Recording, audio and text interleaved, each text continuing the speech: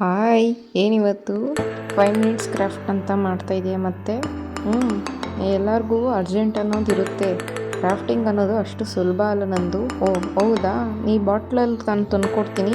ಈ ಬಾಟ್ಲಲ್ಲಿ ನೀನು 5 ನಿಮಿಷ ಈ ಬಾಟ್ಲ್ ಇಟ್ಕೊಂಡು ಏನು ಕ್ರಾಫ್ಟಿಂಗ್ ಮಾಡ್ತೀನಿ ನಾನು ನೋಡ್ತೀನಿ. ಹೌದಾ, ಚಾಲೆಂಜ್ ಹಾಕಬೇಡಿ. ನೋಡಿ, ಈ ಬಾಟ್ಲಿನ ನಾನು ತೋರಿಸಿದ್ರೆ ಕಟ್ ಮಾಡ್ಕೊಳ್ಳಿ. ಅಲ್ಲಿ ನಾನು ಇದೇ ಥರ ಮುಂಚೆನೇ ಫ್ಲವರ್ ಮಾಡೋ ಥರ ತೋರಿಸಿದ್ದೀನಿ. ನಾನು ಯೂಟ್ಯೂಬ್ ಚಾನಲ್ಲಿ ಚೆಕ್ ಮಾಡಿದ್ರೆ ಈ ಥರ ಫ್ಲವರ್ ಮಾಡ್ಕೋಬೇಕು. ಇದು ಬಾಕ್ಸ್ ಶೇಪ್ ಇರೋದ್ರಿಂದ ಆ ಫ್ಲವರು ಬಾಕ್ಸ್ ಥರನೇ ಬರ್ತೈತಿ. ಸೊ ನಾನು ಸುಮಾರು ಫೋಲ್ಡಿಂಗ್ಸ್ ಮಾಡಬೇಕಾಯಿತು. ಸೊ ಲಾಸ್ಟಲ್ಲಿ ಎಲ್ಲನೂ ಸಪ್ರೇಟಾಗಿ ಕಟ್ ಮಾಡಿಕೊಂಡು ನೀಟಾಗಿ ಅದನ್ನು ಶೇಪ್ ಔಟ್ ಮಾಡ್ಕೊಳ್ತಾ ಇದ್ದೀನಿ. ಇವಾಗ ಕಟ್ ಮಾಡ್ಕೊಳ್ಬೇಕಾದ್ರೆ ಮೇಲ್ಗಡೆ ವೈಡು, ಕೆಳಗಡೆ ಕಮ್ಮಿ ಇರಬೇಕು, ಎರಡು ಲೆಂತ್ ಉದ್ದ ಇರಬೇಕು, ಕೆಳಗಡೆ ಚಿಕ್ಕದಾಗಿ ಇರಬೇಕು. ಸೊ ಅದು ನೋಡೋಕ್ಕೆ ಒಂದು ಪೆಟಲ್ ರೀತಿ ಫಾರ್ಮ್ ಆಗುತ್ತೆ.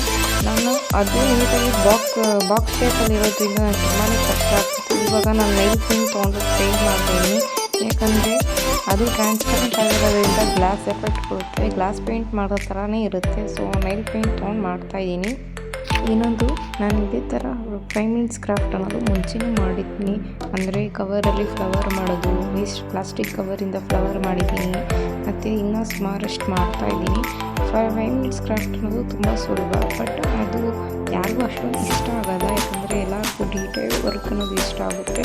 ಸೊ 5 ಮಿನಿಟ್ಸ್ ಕ್ರಾಫ್ಟ್ ಮಾಡೋದ್ರಿಂದ ನಿಮಗೆ ದೊಡ್ಡ ಕ್ರಾಫ್ಟಿಂಗ್ ಮಾಡಬೇಕು ಅಂದರೆ ಸ್ವಲ್ಪನೇ ಟೈಮ್ ಸಿಗೋದು.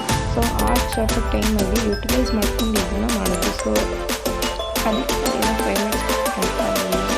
ಸೊ ಇದು ನಾನು ಒಂದು ಬೋರ್ಡ್ಗೆ ಸ್ಟಿಕ್ ಆನ್ ಮಾಡ್ಕೊಳ್ತಾ ಇದ್ದೀನಿ. ಈ ಥರ ಗಮ್ ಬಳಸ್ಕೊಂಡು ಅದಕ್ಕೆ ಸ್ಟಿಕ್ ಆನ್ ಆದಮೇಲೆ ಅದು ಫ್ಲವರ್ ಪ್ರೀತಿ ಶೇಪ್ ತಗೊಳ್ಳೋದು.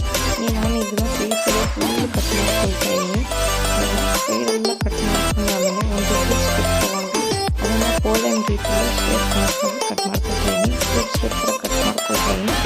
ಒಂದು ತನಕ ಕಟ್ ಮಾಡ್ಕೊಳ್ತಾ ಇದ್ದೀನಿ. ಇವಾಗ ಅದನ್ನು ರೋಲ್ ಮಾಡಿಕೊಂಡು ನೀಟಾಗಿ ಅದನ್ನ ಮೆಲ್ಟ್ ಮಾಡ್ಕೊಳ್ತಾ ಇದ್ದೀನಿ. ಅದು ನೋಡೋಕ್ಕೆ ಎಷ್ಟು ನೀಟಾಗಿ ಕಾಣಿಸ್ತಿದೆ ನೋಡಿ. ರೋಲ್ ಮಾಡ್ಕೊಂಡು ನೀಟಾಗಿ ಕಾಣಿಸ್ತಾ ಅದು ಸ್ಟಿಕ್ ಮಾಡ್ಕೊಳ್ತಾ ಇದ್ದೀನಿ. ಅದಾದಮೇಲೆ ಇದಕ್ಕೆ ಬೇಕಿದ್ದರೆ ಬ್ರಾಸ್ಲೆಟ್ ಬಳಸ್ಬೋದು. ನಾನು ಜಸ್ಟ್ ಫ್ಲವರನ್ನು ಮಾಡಿದ್ದೀನಿ ಅಷ್ಟೇ. ನೀವು ಇದನ್ನು ಬ್ರಾಸ್ಲೆಟ್ಗೆ ಕನ್ವರ್ಟ್ ಮಾಡಿಕೊಡಿ ಅಂತ ಕಮೆಂಟ್ ಮಾಡಿ, ಪಾರ್ಟ್ 2 ಅಂತ ಕಮೆಂಟ್ ಮಾಡಿ. ನಾನು ಇದನ್ನು ಬ್ರಾಸ್ಲೆಟಾಗಿ ಕನ್ವರ್ಟ್ ಮಾಡ್ತೀನಿ. ಸೊ ನನ್ನ ಹತ್ರ ಸ್ವಲ್ಪ ಪರ್ಲ್ಸ್ ಇತ್ತು. ಪರ್ಲ್ ಬೀಡ್ಸ್ನ ನೀಟಾಗಿ ಸೈಡಲ್ಲಿ ಅಂಟಿಸ್ಕೊಳ್ತಾ ಇದ್ದೀನಿ.